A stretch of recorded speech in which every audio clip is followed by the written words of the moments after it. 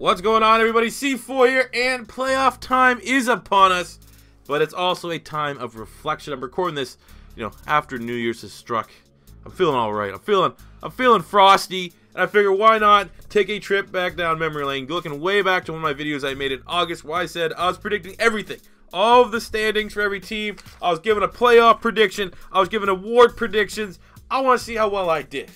So that is what we're going to do. I did a very similar video to the Philadelphia Eagles. This one's going to be a little bit more quicker. I'm not going to go as in-depth in the records. But more so, I'm just going to give points. I guess we'll go in points. We don't really need to keep score. But see how far we come. Because it's really tough when you do a big-time reflection like this. Because there were so many injuries. It was like an epidemic of how many injuries. So things drastically changed based off of those injuries. But yeah, without further ado, looking at the AFC East, here is how I predicted. I said the Patriots are going to be first. Dolphins second, Bills third, and Jets bottom dwellers. How it actually played out, Patriots came first, Bills and Finns came second, and the Jets came in last. So that's 2 of 4, but I also did not have the Buffalo Bills making the playoffs. First time since 1999. Shouts out to Bills Mafia, more so to my boy Sean McDermott. Last of, pretty much the Jim Johnson disciple up here in Philadelphia. Always really rated McDermott as a coach, so I'm glad to see him doing very well up there. But, still splitting. Obviously, Patriots going to win the AFC East, which is why, it's a cupcake division. Going to the AFC North, I said it was going to go the Steelers, Ravens, Bengals, and Browns, with the Steelers and the Ravens both making the playoffs. How it actually panned out, I was dead on with the rankings. It went Steelers, Ravens, Bengals, Browns. But unfortunately, because of Andy Dalton, the Ravens got bumped from the wild card for the Buffalo Bills that we're just talking about. Had the Steelers at the top of the division, which was, I thought that was pretty clear cut. But I thought for sure the Ravens were going to find a way to get in the playoffs. But I guess, if you can't hold on against the Bengals, you don't deserve to get in. And that is why the Buffalo Bills, Tyrod, maybe LaShawn McCoy. I think he picked up an injury. But they'll just put with Kyle Williams at running back.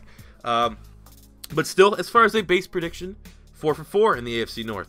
Look at the AFC South. I said it was going to go Titans, Texans, Jags, and Colts. Boy, was I wrong. With the Jags coming in first place, the Titans second, Colts third, and Texans fourth. But with the Titans winning the division, they still made the playoffs. So I gave myself half a point on that, even though I had them one spot off. And again, this is a really, really tough division. Obviously, I slept really hard on the Jags. There's no way that even with a healthy Deshaun Watson and all those guys on defense, that the Jags wouldn't have had a better than 7-9 record. So that was wrong. But, you don't really have to think with... And this was prediction before Deshaun Watson even got the starting gig. But I'd say, a healthy Texans team, they're probably making the playoffs. I don't know if they'd win the division, but that's definitely a game I'd want to see. A full-strength Jags with a full-strength Texans. That would be the creme de la creme of the AFC South this season. So very, very bad predictions there. Only getting half a point on the Titans making the playoffs. Look at the AFC West. I said it was going to go Raiders, Chiefs, Chargers, and Broncos, with the Chiefs getting in via wild card. How it actually planned out, the Chiefs came first, Chargers second, Raiders third, Broncos fourth, so I was right on the Broncos. And I'm giving myself a half point because the Chiefs still ended up making the playoffs, though I did. No, Kareem Hunt was going to be a beast because I drafted him in all my fantasy leagues. I did all very well in winning one, losing one because I sat Rob Gronkowski during the playoffs because I thought he was still hurt and I was drunk and I forgot to make that lineup change. But we're not going to talk about that. It was a free league. It was a bragging rights league. In my big money league, I knew Kareem Hunt was going to be a stud, which is why I still had faith the Chiefs would make the playoffs, which they did. But kind of got the Raiders a little bit wrong, which is why Jack Del Rio has found himself outside of a job. Now jumping to the NFC. In the NFC East, I said it was going to go Eagles, Cowboys, Giants, and Redskins. And it went Eagles, Cowboys, Redskins, Giants. So I got 2 points on that one. Very nice. Having faith from day one in my Philadelphia Eagles, which was great to see. Look at the NFC North. I said it was going to go Packers, Lions, Vikings, Bears. So I definitely slept on the Vikings, who in reality, the Vikings won the division with the Lions second, Packers third, Bears fourth. So I got 2 points calling the Lions and the Bears. But again, really, really tough to foresee the injury to Aaron Rodgers, which kind of throws this one out the window. But still, slept on the Vikings, can admit, much like the Jags, Vikings and Jags. Who would have thought? Who would have thought? Defense would have won them a whole bunch of games. Moving on to the NFC South, I said it was going to finish the Falcons, the Bucks, who would also get a wild card berth, Saints, and Panthers. Oh, this is a bad one. The Saints won the division, the Panthers came in second place with a playoff berth, the Falcons came in third with a playoff berth, and the Bucks were terrible this year.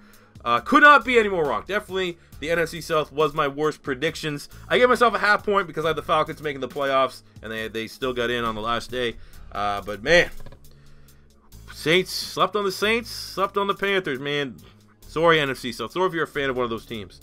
And then looking at the NFC West, I said it was going to go Seahawks first, Cardinals second, Rams third, 49ers fourth. Only got 1 point on this one by having the Niners finishing dead last, even though Jimmy G, the God, things looking forward there if you're a Niners fan. But yeah, man, you never knew what Todd Gurley and Sean McVay was going to do with the Rams, and he did one hell of a job.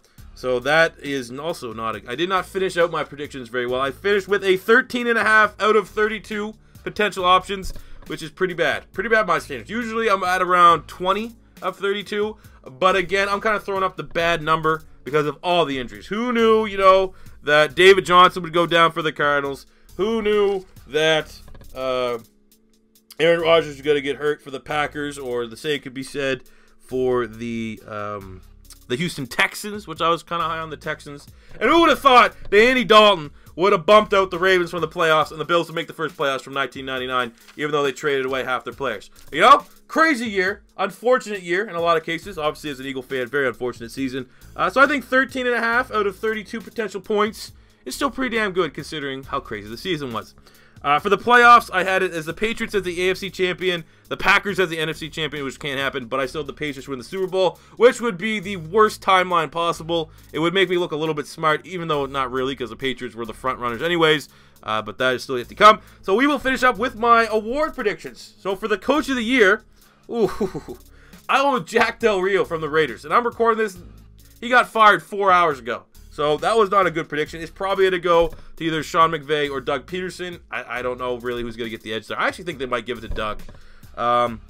Because, even though there's the huge transition from the Reigns offense, I think when the fact that you finished with the best record or tied for the best record in the NFL when a year before you were bottom, the last place team in your division, I think they might give it to Doug. For Comeback Player of the Year, I originally had it as J.J. Watt, but unfortunately got hurt. I don't really know who's going to get Comeback Player of the Year this year. I've heard Gronkowski, but I don't know if they're going to give it to him after that really dirty hit he did on Tre'Davious White. That was actually I like Gronk. I'm a fan of Gronk. That was so dirty. That was like one of the dirtiest things I've ever seen. Like, that could have ended the dude's career with like a bad concussion or something like that. So I don't know if they'll give it to him. I personally think that they should give it to Keenan Allen. Had a horrific injury, came back as like 1,300 yards, 6-7 touchdowns, something like that. He'd be my vote right now. Defensive Rookie of the Year, I went with Malik Hooker. And by the way he was playing, you never know. I think Malik Hooker with a full 16 games probably would have been up there. But I think now you're going to give it to Marshawn Lattimore on the Saints. Looking at Offensive Rookie of the Year, I went with Christian McCaffrey. And, I think McCaffrey on like a normal rookie running back year. Like, McCaffrey probably had a better year than Leonard Fournette, which not a lot of people would have thought. But then, the emergence of either Alvin Kamara or Kareem Hunt, I think we'll probably give it to Kareem Hunt because he's a rookie and he finished the league in rushing yards, led the league in rushing yards. But either Hunt and Kamara were beasts, and I had them both on my fantasy team. Ha-ha! Defensive Player of the Year, I went with J.J. Watt. Obviously, he got hurt. You never know what would happen. He didn't look so hot in the first couple games, but you never know. But I think they're going to give it to Calais Campbell. I think Chandler Jones is leading the league in sacks with 17, but Calais, you can't give it to really a guy that's not on a playoff team when it's that kind of close. It's only like 2 or 3 sacks difference. So I think Calais Campbell will get it. He's the face of the best defense in the NFL. Offensive Player of the Year, I had it going to Derek Carr, and this is where it's kind of a crapshoot. I think it can go to either Todd Gurley, Carson Wentz, Russell Wilson, or Antonio Brown. So I was wrong. Anyways, Derek Carr did not have a great year. And for MVP, I made the incredibly bold prediction of going with Tom Brady. I personally think, if Todd Gurley played the final game against the Niners and had a decent game, I think they probably would have the stats based off of running back history of winning the MVP to give it to Gurley. I think they're going to give it to Brady, even though Brady, ever since Carson Wentz got hurt down the stretch, Brady does not look impressive, does not look like an MVP, but I think by default now, because every other really talented player either got pulled or got hurt, I think they're going to give it to Brady, who had a very good season. I'm not trying to just like be this anti-Patriot, hate on Tom Brady. He's definitely a deserving candidate. I was just really bugged by the fact that even when Carson Wentz was healthy, it seemed like everyone was just giving it to Tom Brady for, he's old. He's really old. That's why he deserves the award. Or if you took Brady off the Patriots, they would suck. Well, they took friggin' Wentz off the Eagles, and they suck. They're still able to win a game, which I'm pretty sure the Patriots would have been able to do. They would have been able to win ugly, but they suck. You take any player. You take Todd Gurley out the Rams. They're not winning as many games. They're not making the playoffs probably. You take Antonio Brown out the Steelers. They're probably not making the playoffs either. So I think that's kind of a moot point. But I think we'll end the video with saying Brady's probably going to win the MVP. So yeah, that does it for me here for this video. Let me know in the comment section below what some of your bold predictions that may have came true, may have made you look like an idiot in the comment section below. As always, if it's your first time stopping by, don't be afraid to hit the subscribe button. And until next time, it's C4 saying, let's get ready for some playoff football. I don't know who's going to win any of these games. I'll probably have a prediction video out at some point. I don't know when I'm uploading these things. But I'm excited, man. Playoff football. Got a bye week. Kick our feet up, Eagle fans. Let's get ready to hopefully not be one and done. And until next time, peace.